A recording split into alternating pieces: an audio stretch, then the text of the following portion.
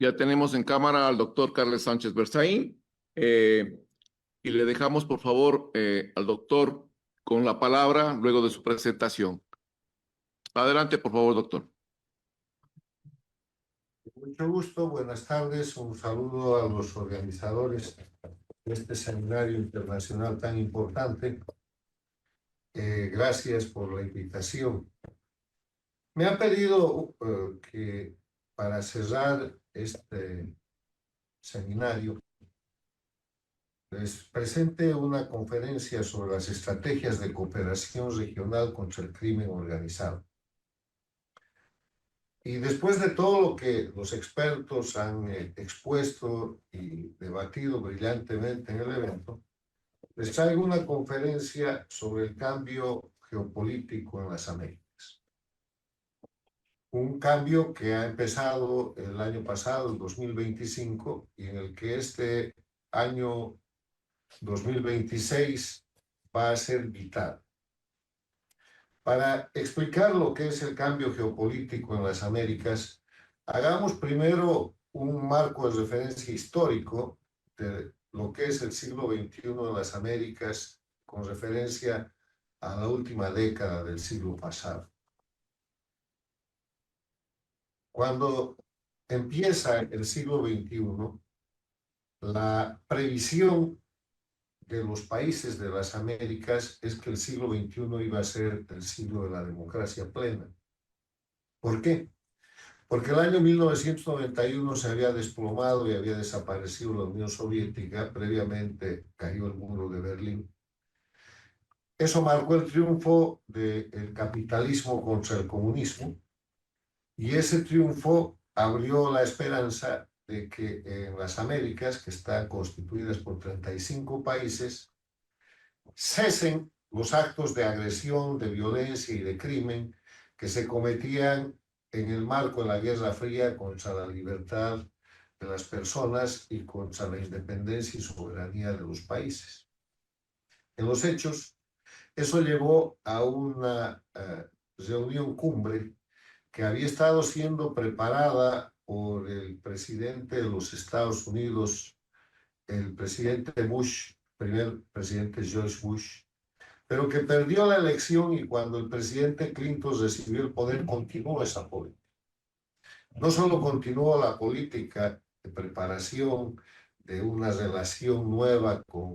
en las Américas, sino que además la ejecutó con el equipo del anterior presidente y así llegamos a la primera cumbre de las Américas que se celebró en Estados Unidos, en Miami, el año 1994. Esa primera cumbre de las Américas marca una visión, una política que duraría más de una década en lo que es no solo la relación entre Estados Unidos y América Latina, sino fundamentalmente en lo que es la visión de la construcción y de la profundización de la libertad y de la expansión de la democracia con economías sólidas en las Américas. La primera cumbre de las Américas marcó como prioridad la libertad, la democracia, la lucha contra el narcotráfico en ese momento, la necesidad de crear un mercado común entre los 35 países y la necesidad de fortalecer los principios que permitan el desarrollo sostenible de los pueblos. Hay una larga lista de puntos, pero estos son los principales. Por eso la década de los 90 fue una década tranquila. Cuba era el centro del terrorismo, de la guerrilla, del crimen sostenido por la Unión Soviética que había desaparecido, se quedó desfinanciada. Pero entre Fidel Castro y Lula da Silva establecieron lo que llamaron el Foro de Sao Paulo en el Brasil, con el financiamiento del Partido de los Trabajadores, que era el único lugar donde podían conseguir recursos. Y en ese Foro de Sao Paulo, que era una reunión de organizaciones políticas, criminales y todo, plantearon un hecho que no se puede ignorar en materia política y en materia de seguridad. Aceptaron la derrota del comunismo por el capitalismo, pero plantearon la necesidad de multiplicar los ejes de confrontación para seguir atacando al capitalismo, a lo que ellos llaman el imperialismo norteamericano, para seguir destrozando las democracias. Y la multiplicación de los ejes de confrontación consistió en la exacerbación de temas que ya estaban superados o de temas que tenían camino de resolución, y empezaron a poner presión, a agitar cuestiones como el regionalismo, el sexismo, el feminismo,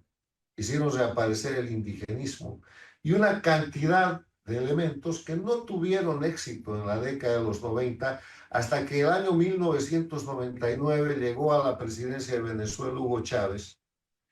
puso el elemento que faltaba a una Cuba agonizante, que Cuba estaba agonizando la dictadura en lo peor de su periodo especial, pero le dio dinero, le dio petróleo,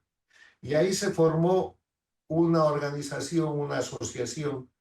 en Hugo Chávez como el socio capitalista que terminó entregando toda la riqueza de Venezuela. Castro, el socio que tiene el saber hacer criminal, que hasta ese momento eran, hasta 1999, eran 40 años de dominio tiránico, a hoy día son 67 años. Y Lula da Silva, que había sido el sostenedor con el Foro de Sao Paulo de la dictadura castrista de Cuba. Ahí nace lo que después se conocería como el socialismo del siglo XXI, denominado también el castrochavismo, que lejos de ser una organización política o revolucionaria, se ha constituido en la organización de delincuencia organizada transnacional más importante, más relevante, más efectiva y más peligrosa de nuestro tiempo, y que ha marcado la historia de estos 25 primeros años en todas las Américas, no solamente en América Latina. Ese es el marco de referencia histórico que quiero complementarlo diciendo que la Cumbre de las Américas llevó a un punto en el cual, después de varias cumbres, se aprobó la Carta Democrática Interamericana el 11 de septiembre del año 2001 en Lima, Perú, pero que mientras eso sucedía, el terrorismo estaba bombardeando el territorio continental de Estados Unidos. Y ese 11 de septiembre del 2001, que marca el reconocimiento institucionalizado con una carta fundamental de la democracia, también marca el cambio de la política interna y política exterior de los Estados Unidos, que representaría para las Américas el alejamiento de los Estados Unidos paulatino y progresivo, el retiro en el cumplimiento de sus compromisos de seguridad, lucha contra el narcotráfico y fortalecimiento democrático, en un momento en el que el crimen organizado, Cuba, la Venezuela de Chávez y Lula da Silva, que ya había llegado a la presidencia en el Brasil, se empezaban a organizar. La tormenta perfecta para las para América Latina, para la democracia, que pone en marcha un proceso que tendría su cúspide el año 2015 en la Cumbre de las Américas de Panamá, donde el dictador cubano Raúl Castro es reconocido por el presidente de Estados Unidos, Barack Obama, como el líder de las Américas, de América Latina. Para unos meses después de abrir relaciones entre Estados Unidos y Cuba. Cierro ahí el marco de referencia histórico, porque pudiéramos hablar muy largamente de eso. Pero les dejo como hitos que van a marcar el objeto de esta conferencia: la desaparición de la Unión Soviética y terminación de la Guerra Fría, la creación del Foro de Sao Paulo, la llegada de Chávez al poder en el 99, el 9/11, tanto con la Carta Democrática Interamericana como con los ataques terroristas contra Estados Unidos, y la expansión de la dictadura de Cuba, que es el segundo tema que ahora voy a plantear, en las Américas como resultado de ese proceso. ¿Qué ha pasado en el siglo XXI? En el siglo XXI hemos visto que a título de populismo, a título de socialismo del siglo XXI, a título del derecho de los pueblos y a título de antiimperialismo, la dictadura de Cuba se ha expandido. Y se ha expandido porque primero ha hecho de Venezuela su colonia, su principal colonia y centro económico. Después ha degenerado la dictadura en Nicaragua, que era una dictadura latente desde el año 90, en que el sandinismo perdió el gobierno pero no el poder. Instaló su dictadura con Correa en Ecuador, instaló la dictadura y el narcoestado en Bolivia con Evo Morales y después la sostuvo con Luis Arce. Y en el resto de los países de las Américas se estableció gobiernos dependientes, gobiernos absolutamente subordinados que lograron en algunos países penetrar la estructura democrática, pero que no lograron establecer, como hicieron en Venezuela, en Nicaragua, en Bolivia y en el Ecuador, estados dictatoriales. La Argentina con los Kirchner, el Paraguay con el obispo Lugo, el Uruguay con Pepe Mujica, Chile hasta llegar a Boric,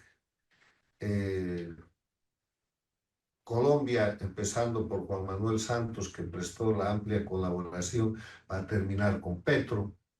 México con López Obrador y ahora con Sheinbaum, un largo, etcétera, mirando todos los países, donde eso trajo consigo el control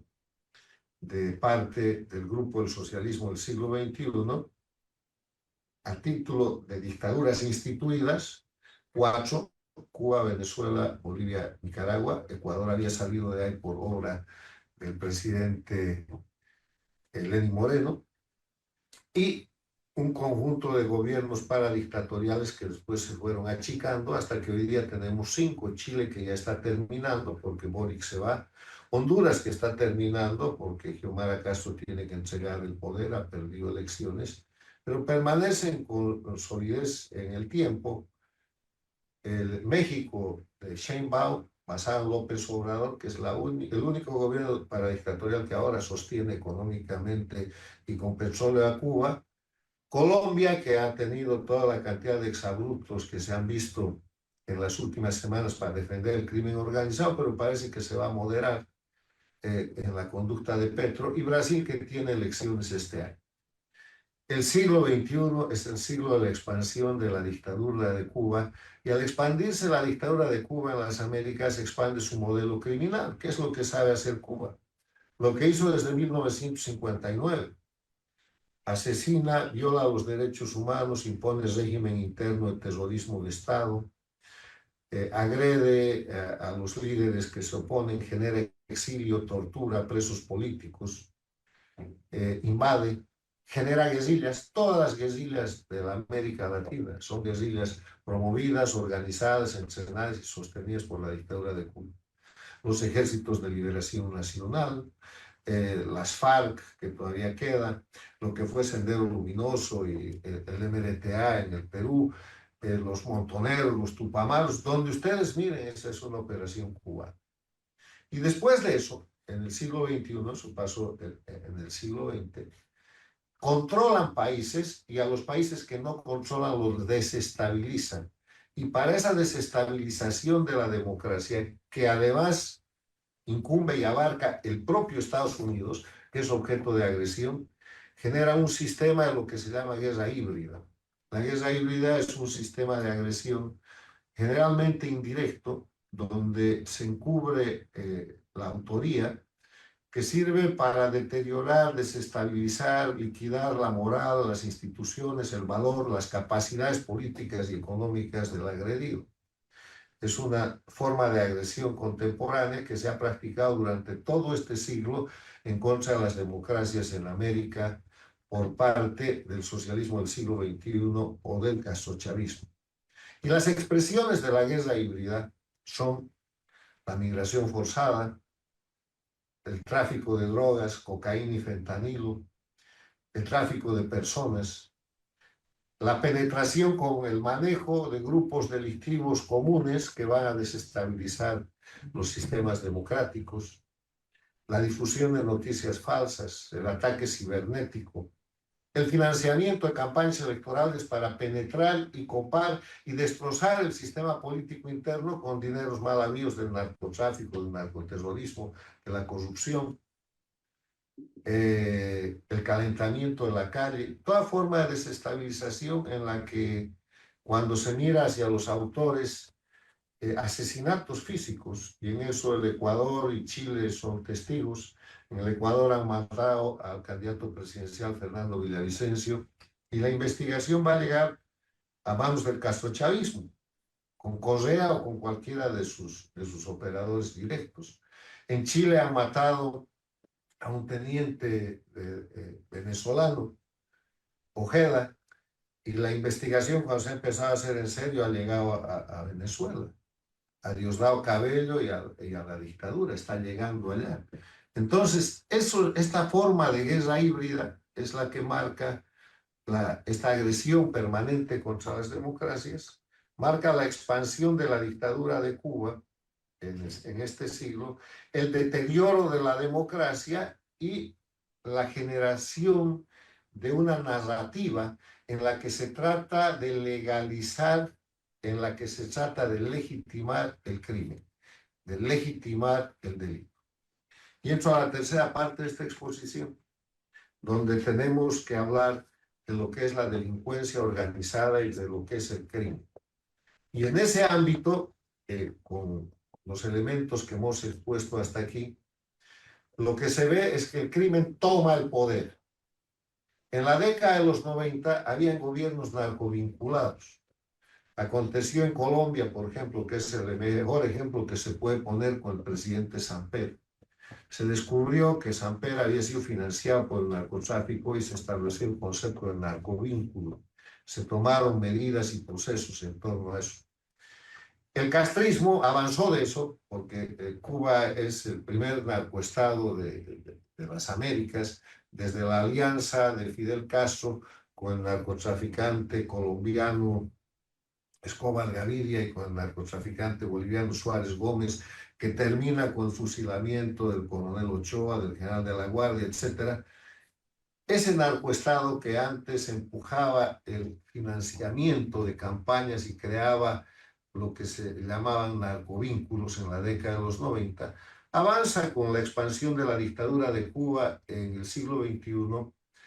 a tomar el poder por parte del crimen organizado. Entonces, tenemos a los narcotraficantes en el poder, tenemos a los asesinos, a los criminales, a los violadores de derechos humanos en el poder, que suplantan la política y la reemplazan por el crimen organizado transnacional bajo el rótulo de socialismo del siglo XXI. Y eso genera una situación en la que los criminales pasan a ser gobernantes, a disfrutar de privilegios, inmunidades, al punto que el capturado Nicolás Maduro, cuando comparece ante los tribunales de Nueva York, dice: soy el presidente constitucional de Venezuela. O sea, un criminal con $50 millones por su captura, que acaba de ser capturado en ejercicio de todos sus actos criminales, se cree en el derecho de alegar inmunidades y privilegios diplomáticos en un ejercicio clarísimo de lo que les estoy demostrando.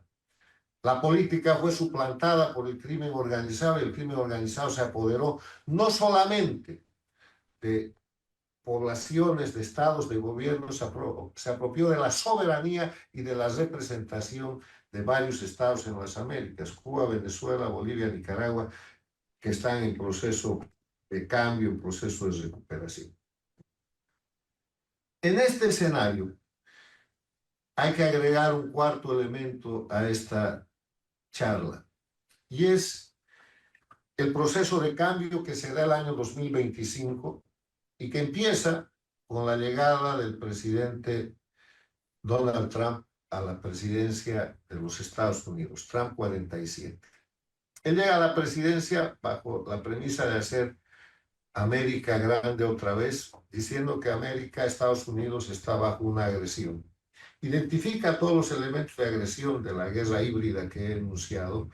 y cuando busca sus raíces encuentra que son las dictaduras del socialismo del siglo XXI, además penetradas y reforzadas por las dictaduras extracontinentales,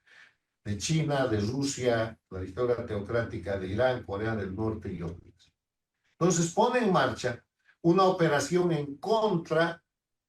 de esos elementos del ataque contra los Estados Unidos. Protege su seguridad nacional. Empieza con el tema de las fronteras y el tema de la migración forzada.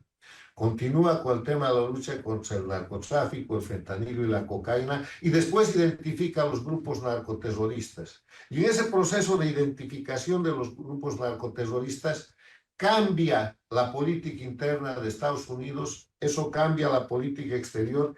y lleva adelante el planteamiento de una nueva estrategia de seguridad nacional de los Estados Unidos,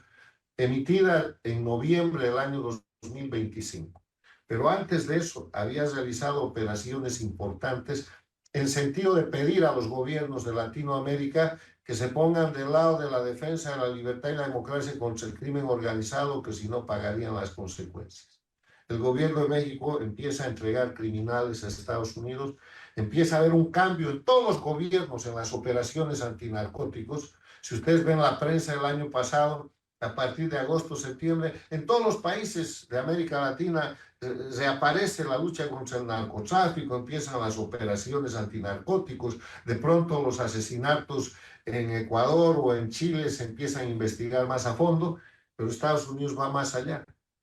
Señala al cartel de los soles como detentador del poder en Venezuela, establece su operación Lanza del Sur, le muestra a la dictadura narcoterrorista de Venezuela lo que se llama en derecho internacional la amenaza creíble, y cuando la amenaza creíble no es atendida, hace la operación del 3 de enero que todos ustedes conocen.